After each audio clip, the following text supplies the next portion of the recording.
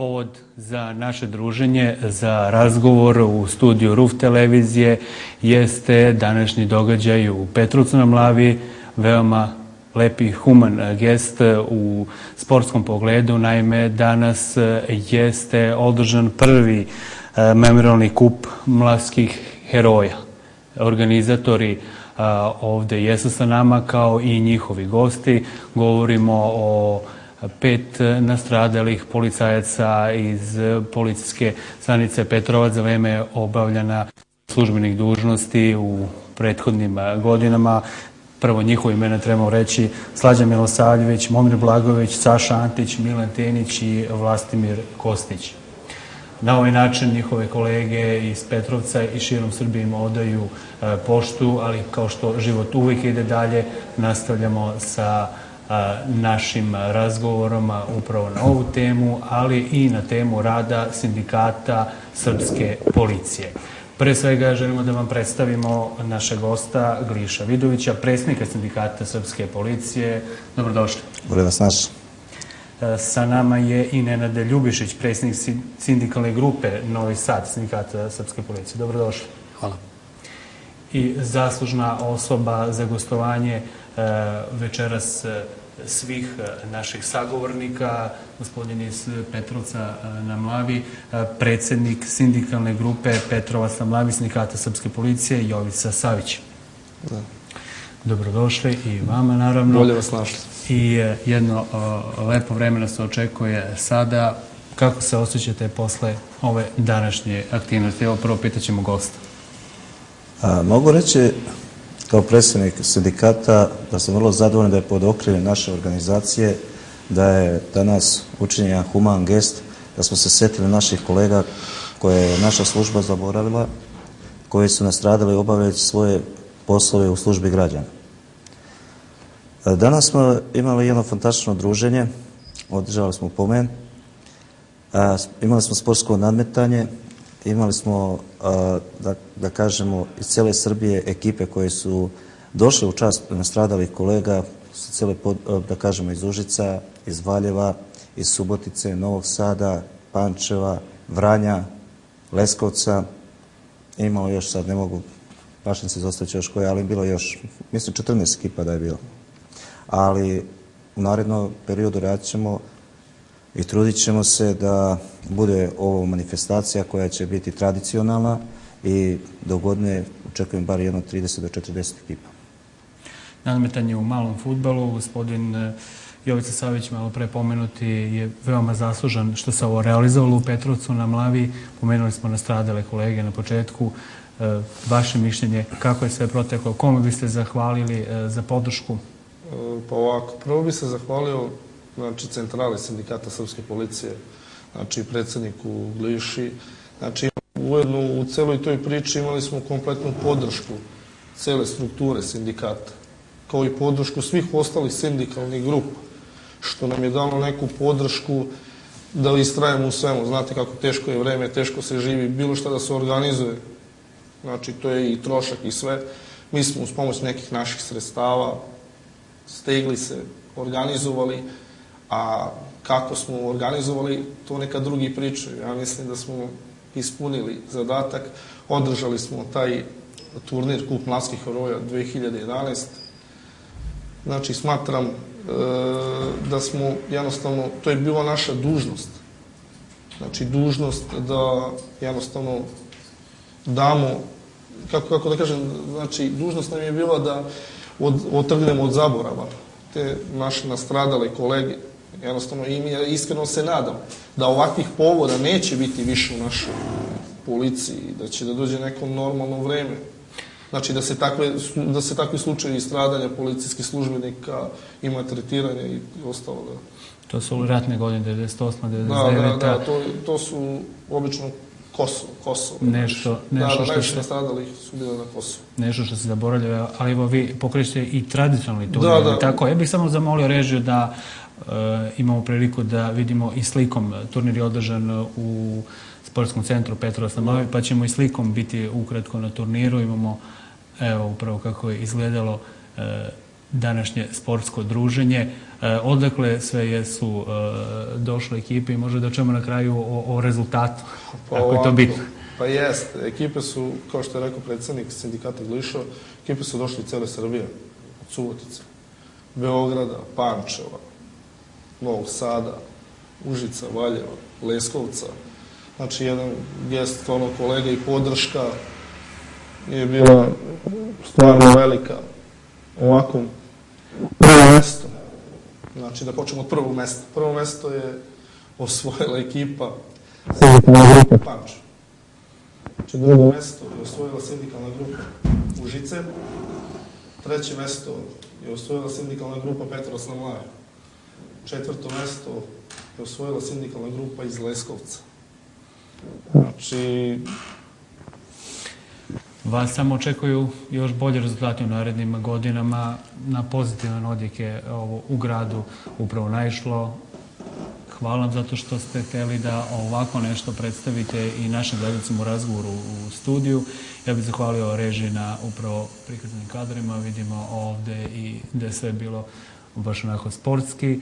A sada pričamo o druženju koje je danas pobedilo je i neka, da kažemo, stresna sećanja. Vaš posao je sam po sebi veoma stresan. Da. Međutim, još mnogi faktori utiču da vi imate teškoće u tom poslu. Pa evo, od 2007. od oktobra je tu i sindikat Srpske policije osnovan. Vi ste trenutno na njegovom čelu. Šta je ono što izdvajate kao vaše najakutnije probleme? Pa, mogu slobodno reći da je danas pripadnik policije, policijski službenik, prepušten sam sebi. Da dosta radimo, da su nam plate vrlo male. Znači, 32.000 uračunat je noćni rad, prekovremeni rad, praznici, odnosno to nam nije plaćano, to bi trebalo već posljednji kolektivni ugovor, što možemo kasnije da se dotaknemo te teme. U svakom slučaju, dolazimo u situaciju da nema adekvatnu opremu za rad. Nemamo uniform. Evo, danas građani naši mogu vidjeti na ulici patrole koje su različno obučene. Dvojica kolega u patroli, jedan u interventnoj uniformi, jedan u redovnoj. To je čisto zato što nema čovjek pantalone. U civilnim cipelama se ide na posao. Opremu nemamo redovno, zimske cipele dobijamo na proleće. Mislim da država treba baš da se zapita da li želi da vidi jednog profesionalno obučenog, jednog profesionalca na ulici, koji radi u interesu države, sprovodi zakon, ili čisto da ima policajca pro formi radi na ulici. Jer jedan veliki problem gdje se policijski službenici susreću, to je pravna zaštita. Dosta slučaja imamo gdje intervenišemo, gdje postupamo prema licima iz kriminogene sredine koji dovodimo do policijskih stanica. Znači, imamo i upotrebu sredstava prinude i upotrebu vatrenog oružja prilikom obračuna sa kriminalcima, a s druge strane da nemamo pravnu zaštitu našeg poslodavca, da nemamo advokate. I sindikat je baš upravo iz tog pravca i formiran da bi imao pravne zastupnike, da bi štitili naše kolege, da bi ohrabrili naše kolege, da bi vodili brigu o kolegama, jer postoji, to je smisao sindikata. Mi sad trenutno imamo 10 advokata na platnom spisku. Naši advokati su podeljeni regionalno. Mi ovdje imamo gospodina Jovicu, pomozite mi reći, Jordanova. Vlada Jordanova, koji je zastupnik naših članova na području Petrovca na Mlavi. Imamo dosta susreta gdje uočavamo greške poslodavca, gdje imamo mobbing pripadnika policije, gdje imamo kršenje prava zaposlenih. Pođu, na primjer, recimo zakon o platama državnih službenika. Mi kad idemo na godišnji odmor nama platu manju. Iako član 32 zakona o platama državnih službenika kaže da plata ostaje nepromenjena. Imamo situaciju da putne troškove u mnogim mjestima Srbije kolege ne naplaćuju. Konkretno sad najveći nam je problem Voždovac, policijska stanica u Beogradu Voždovac, gdje ćemo sve snage da preusmerimo da kolege koji su uskraćene za svoje prava da omogućimo da mogu da koriste. Mi smo sindikat koji želi postojeće zakonske norme koje postoje da se sprovode. Nažalost, imamo dosta i stručnog kadra, nepismenog kadra, koji su došli da li političkom linijom, da li preko neke veze i ostalo, koji su na rukovodećim mjestima i ne znaju da tumače zakon.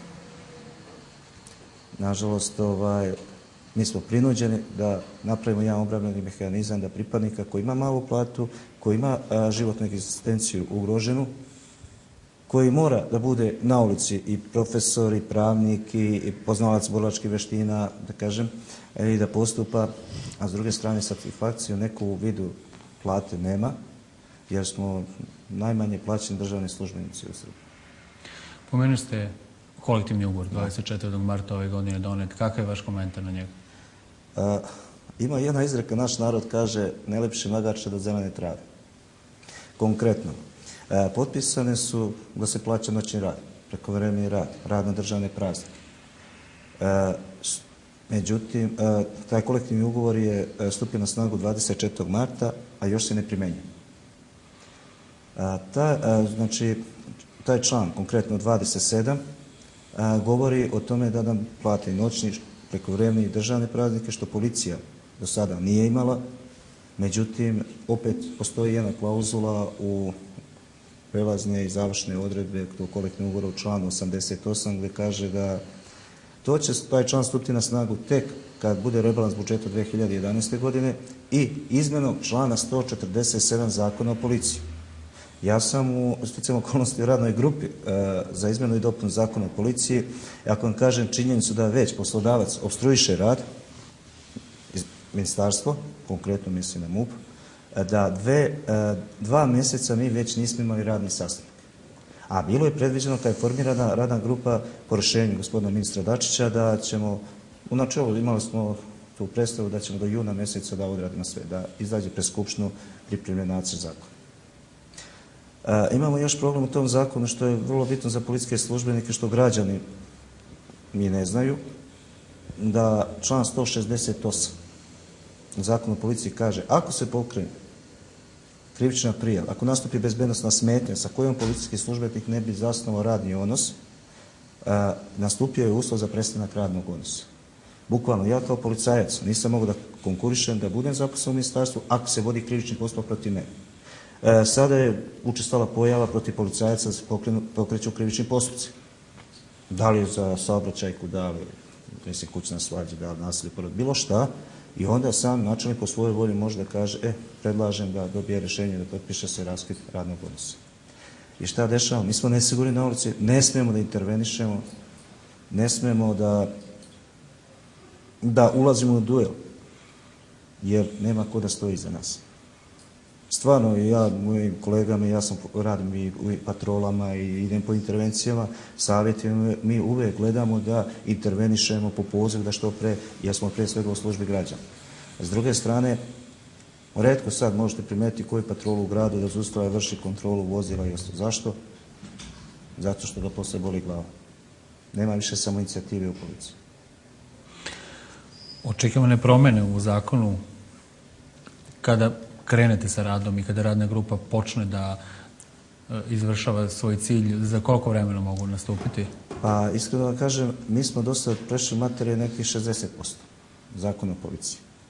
Ali već 2 mjeseca bez objašnjenja nema sastanka, slali smo dopise, tražimo taj sastanak, međutim, poslodavac je ostao gluv. Ja se nadam stvarno, sad je formirana i komisija za praćenje i sprovođenje kolektivnog ugovora, da su oni nešto radili, ali u narednom periodu vidjet ćemo, kažem.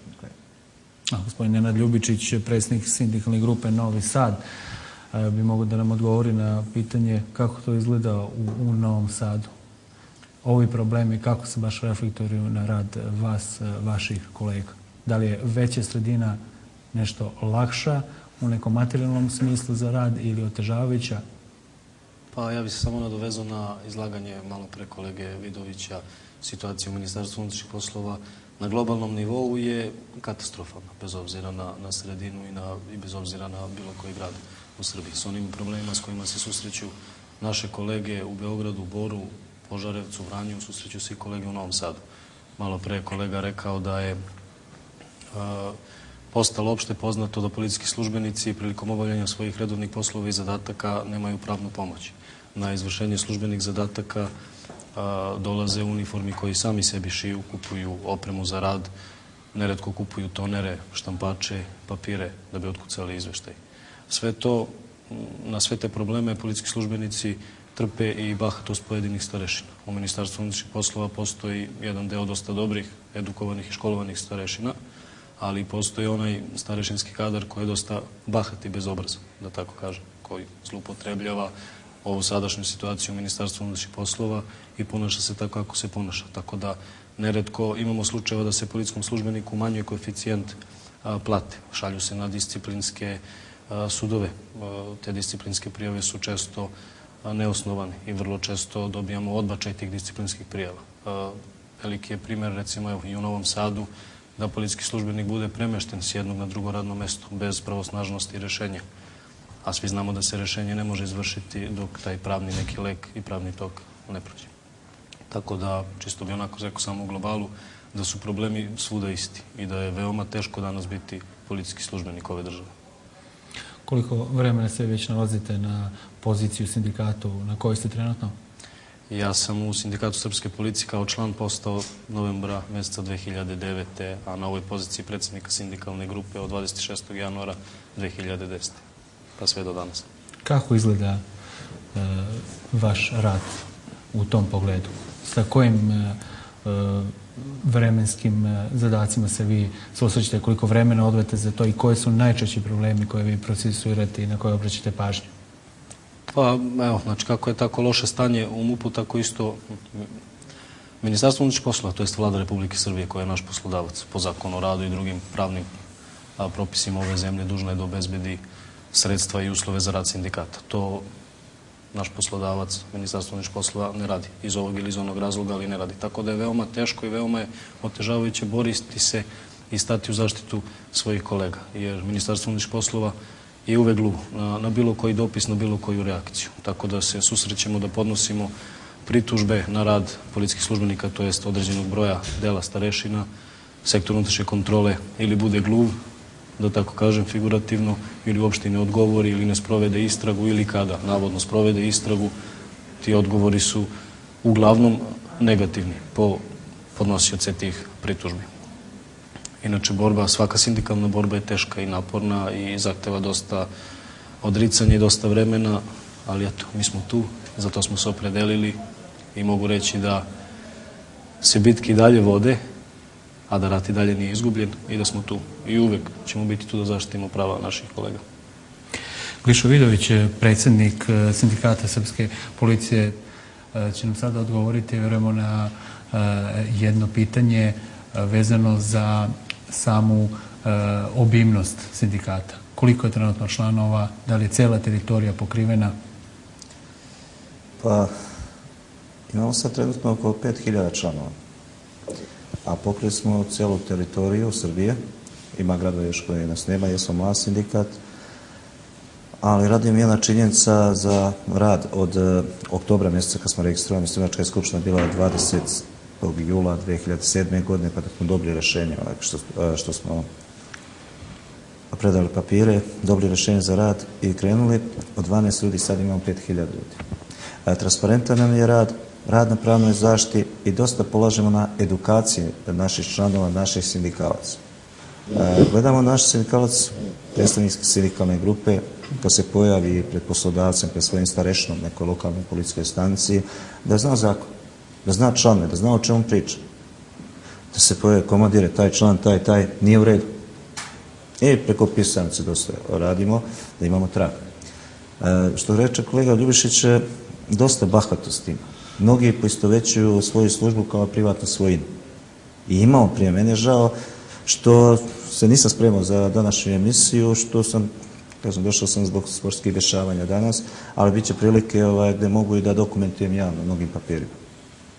Naš je cilj zaštiti kolegu, ali ujedno i poterati tog neodgovornog starešinu koji zauzima mjesto. Nekome ko je pismen, ko je školovan i ko želi da radi u interesu napređenja naše službe. Centrala našeg sindikata je u Užicu. Gledamo regionalno da delujemo, da imamo glavni odbor koji sačinjava svaki član nekog regiona, za Banat, za drugi deo Vojvodine, za Zlatiborski okrug. Sada želimo da se proširimo na teritoriju policijske uprave Požarevac, Bor taj deo i Negot. Ostalo deluje stvarno uspešno, imamo ekspanziju sindikata, ljudi nam prilaze, veruju nam. Vi ste čuli u vestima i ovako mnogo stvari i oko štrajka i tako dalje. I dezinformacije i tako dalje. Kod nas sindikalac mora dati pravovremenu informaciju prema članu ili saznati kvalitetnu informaciju da od neke sredine gdje šta kako, gdje možemo pomoći ljudima. Još bi istakao da je naš posao vrlo stresan. Da imamo ogroman broj samobistava policajaca. A vlada treba da se zapita kakve ljude ima na ulici. Evo, ja sam zadnji, da kažem, prošao sam Kosovo, sve terene, bombardovanje. Stari sam policajac, 17 godina sam u službi. Ja sam 97. godine imao pregled kod psihijatra, psihologa i ono što sve ide, sistematski pregled. Kasnije ne. I tražili smo to, MUP ima 4 psihologa na nivou, mislim, da li sam pravo, koliko? 3, jedna koleginica je na bolovanju. Pošto je kolega Ljubišić bio skoro na seminaru u vezi mobinga i zaštite na radu, a bili su psihologi. Znači, neoprostivo je na 43.000 zaposlenih da imamo 4 psihologa. A radimo sa oružjem. Izloženi smo stresnim situacijama i tako. Mi gledamo taj stres da ublažimo kroz druženja. Evo sad planiramo, svake godine organizujemo policijadu. Prošle godine je bilo 750 učesnika. Organizovali smo je u Bajnoj Bašti. Sad planiramo na Zlatiboru u mjesecu septembru 24. To je orijentacioni datum. Gdje se upoznaju ljudi, gdje sreću se stari klasići koji su završili, gdje se sklapaju nova prijateljstva, čak imali smo i brakove gdje se kolega s koleginicom upoznaje. Evo sad imamo 12. juna i baš svadbu tu. Tako da pokušavamo da pritisak koji policajac ima svakodnevno. I znate, nemaština je kako je situacija danas porodice naše. Izloženi smo noćnim smenama, pritiscima, da olabavimo to, da pomognemo. Dosta razgovaramo sa kolegama koji su u problemu. I trudimo se da damo maksimum sebe, da opravdamo postojanje naše organizacije. Kolike su obaveze jednog člana sindikata prema organizaciji na godišnjem nivou? U kom smislu mislite? Novčano, ako govorim. Novčano. Pa članarina u sindikatu, to je sindikat Srpske policije, finansira se, glavni izvor prihoda je putem članarine. Članarina u sindikatu Srpske policije iznosi 1% od neto ličnog dohotka policijskog službenika. Na godišnjem nivou? Na mesečnom nivou. Na mesečnom. Jeste. Sada u zavisnosti od godina radnog staža, radnog mesta, normalno ne mogu ni sa preciznošću da kažem koliko je to u brojčanom smislu. Da li imate i pomoć nekih drugih institucija, organizacija? Pa eto, ne bi se nešto baš puno bazirao na tu pomoć. Znači, kao što sam rekao, glavni prihod sindikata Srpske policije jeste članarina, ali mogu isto reći tako da lokalna samouprava, recimo grada Novog Sada, evo kao i u ovom slučaju kod kolege i Petrovac na Mlavi, izlaze u susret putem raznih vida donacija, putem pomoći organizacija, ovakvih manifestacija i drugo. Dok smo ukratko popričali pre početka emisije, pomenuli ste da i vozila jesu problem. Pa vozila s kojima rade kolege, a službena vozila, nisam još sreo vozila da ima recimo opremu. Mi kao saobraćajci, kao pripadnici interventnih jedinica koji radimo, koji uvijek možemo da nađemo na sudare, na saobraćajke i tako dalje, znači trebalo bi da imamo opremu. Gume, letnjim gumama se zimi vozi. Znači baš malo vozila ima, ali trudimo se opet u tom pogledu, imam neko razumijevanje starešina, jer opet sve dolazi od ministarstva. Kaže, zeleno svetlo treba Beograda da.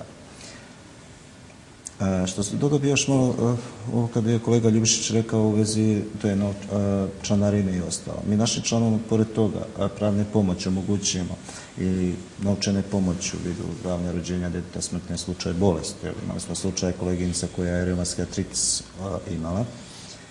Ima i dalje, ali smo je pomogli pri lečenju, 520.000 su ne prikupi. Znači, to su neke humanitarne akcije koje želimo da niko ne može da obezbedi novac u nekom datom trenutku i onda mi priskačemo kao kolege u pomoć. Ono što je interesantno je pogledati i budućnost. Pored ove pravne pomoći, pored spremnosti da se sa zakonodavcom razgovara o problemima, da li je u planu širenja, da kažemo, delatnosti? Apsolutno, naš je prioritetan cilj, a nadamo se do septembra mjeseca da ćemo dobiti reprezentativnost.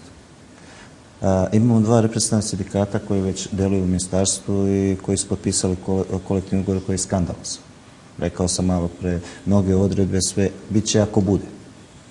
Znači, jubilarna nagrada, osnovica plate, povećanje, to će biti u 2012. godini. Noćni rad, prekovremeni rad, bit će izmjena zakona o policiji. Vi znate koliko naša efikasna skupština, kako donosi zakone, ostalo da to ne vjerujemo da će biti u ovoj godini. Tako da, mnoge stvari, što je tako, zašto su tako dozvolili kao reprezentativni sindikati da potpišu, nije nam jasno, to bi oni trebali svojim članovima i svim ostalim zaposlenima da objasne. A sigurno mi kad dobijemo tu reprezentativnost, mi ćemo insistirati na kvalitetnom kolektivnom ugovoru, na poštovanju prava koje sleduju pripadnike Ministarstva unutrašnjih poslova i što nam dalje predstoji borba. Reprezentativnost koju ste spomenuli se stiče pod kojim uslovima? Stiče se po zakonu o radu, treba nam 15% od ukupno zaposlenih u ministarstvu. Mislim da tu cifra nam treba nekih 6300 zaposlenih da budu naši članovi. I onda podnećemo zahtjev normalno da se utvrdi reprezentativnost i onda ćemo moći da nastupamo pred poslodavcu sa jačih pozicija. Da isto tako malo popričamo upravo o Novom Sadu koji je jedan sveto primjer, možemo da kažemo, u pogledu aktivnosti. Vi imate i memorijalni turnir već drugi po redu koji se odnosi na vašeg stradalog kolegu Grandića, Vladimira Grandića. Kažete nešto o tim iskustvima? Evo, ako ja bi se pre svega nadovezao malo pre opet na izlaganje kolege Vidovića, pa onaj prioritetni zadatak Sindikata Srpske policije jeste pravna zaštita. Pored toga, Sindikat Srpske policije u proteklom vremenskom periodu, a nadamo se i težit ćemo da tako nastavimo i u budućnosti, organizovao niz manifestacija. Kao što je rekao, tu je Policijada, tu su memorijalni turniri u Novom Sadu, drugi memorijalni turnir Vladimir Grandić je bio u aprilu mesecu. Veoma veliki odziv kako ekipa iz Ministarstva unutrašnjih poslova, tako i javnih komunalnih preduzeća grada Novog Sada. Imamo memorijalni turnir i u Novom Kneževcu, evo sad imamo i memorijalni turnir u Petrovcu na Mlavi. U proteklom vremenskom periodu Sindikat Srpske policije, sindikalna grupa Novi Sad, bila je organizator mnogih tribina vezano na mobbing, na temu mobbinga i tema specifičnih i vezanih za naš rad. Što se tiče konkretno memorijalnog turnira Vladimir Grandića, to mi smo krenuli prošle godine. Cilj manifestacije jeste da se očuva neka uspomena na ono što je Vladimir Grandić radio i ono što svi mi radimo. Svi smo mi mogli biti Vladimir Grandić. Kao što je kolega Vidović rekao, poslodavac ostaje gluv, eto i na ta dešavanja. Mi smo se obraćali MUP-u, prošle godine ništa, ove godine i MUP uzeo, da to kažem, jedan deo te organizacije na sebe, tako da su i ove godine izašli u susret. Bilo je prijavljeno i učestvovalo, to jest učešće uzelo na memorijalnom turniru 55 ekipa iz cele Srbije i kao što sam rekao, javnih komunalnih preduzeća. Znači, bilo je prisutno negde oko 600 kolega. Turnir je održan u Centru za osnovnu policijsku obuku u Sremskoj Kamenici. Izvinjavam se. Da, dodao bi još jednu stvar, što imamo svega samo danas, 14 ekipa koji su odazvali poziv, koji su došli, uticalo dosta što je dosta naših kolega u pripravnosti.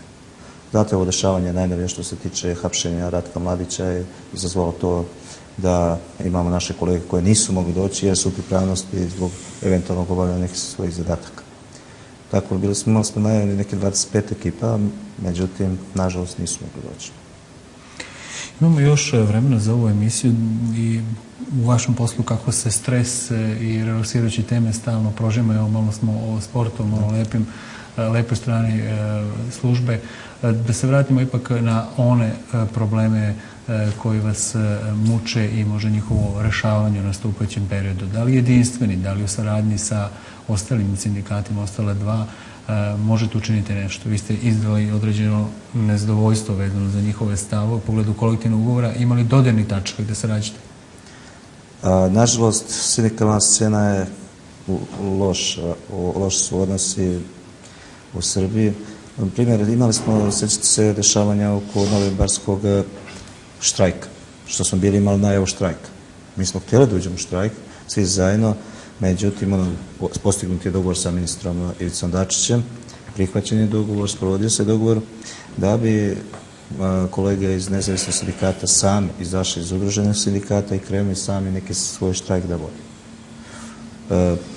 Pre svega moram da dati do znanja da mi kao sindikat uvijek gledamo da smo mi pre svega policijski službenici, kolege koji radimo i kao kolege ne pravimo razliku ko je gde u kom sindikatu, a što se tiče nastupanja u javnosti, nekorektno su se poneli prema nama iz razloga što su oni ušli u štrajk, pozvali sve pripadnike policije da štrajkuju, a nisu nama omogućili da, recimo, nas pozvu kao kolege, hajde zajedno da izvedemo, ako štrajk vodimo, znači treba da izvedemo što veću masu na ulicu, odnosno da što više ljudi izvrše obustavu rada.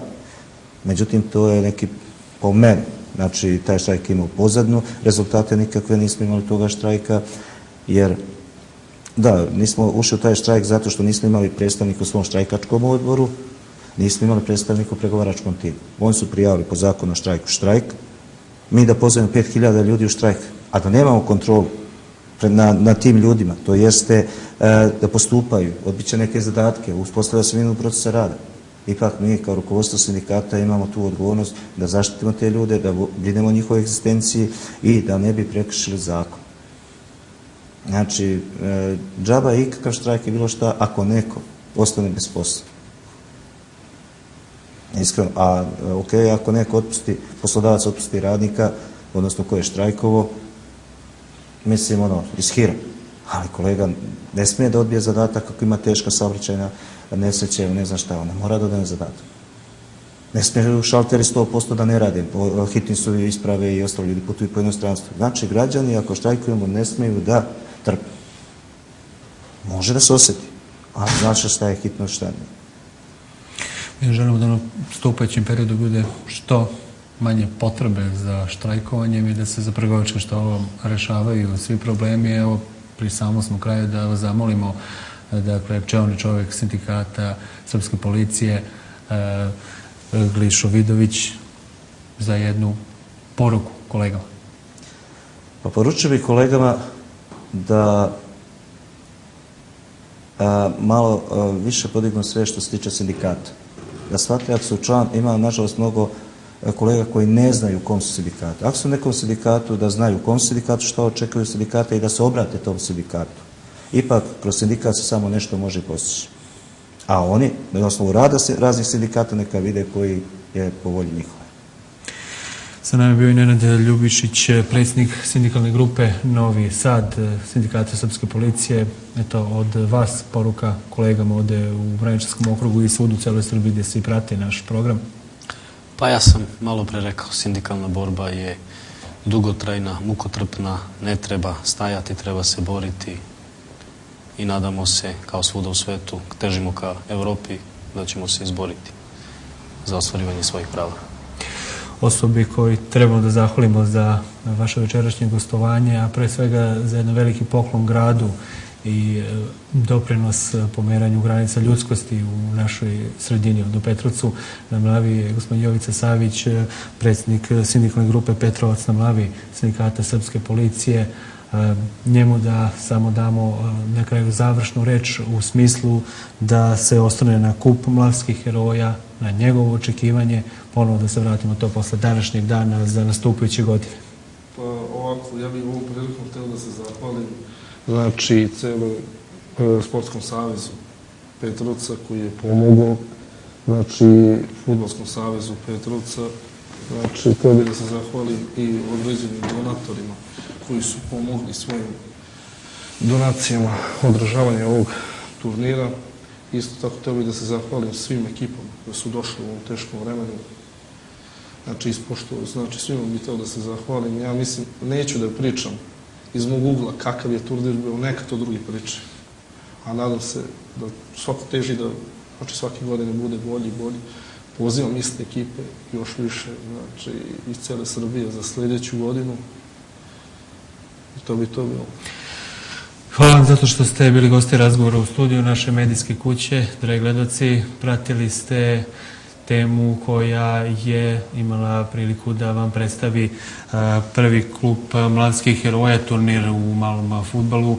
i iza ovog druženja je se stajao sindikat srpske policije. Videli smo sve naše članove večeras, čuli i njihove probleme, ali čuli i nadu za bolje sutra i svakako i u interesu celog društva da ovi ljudi koji su ovde budu što zadovoljniji i što zadovoljnije obavljaju svoj posao. Vama hvala na pažnji, nadamo se da ste i vi bili zadovoljni ovom emisijom.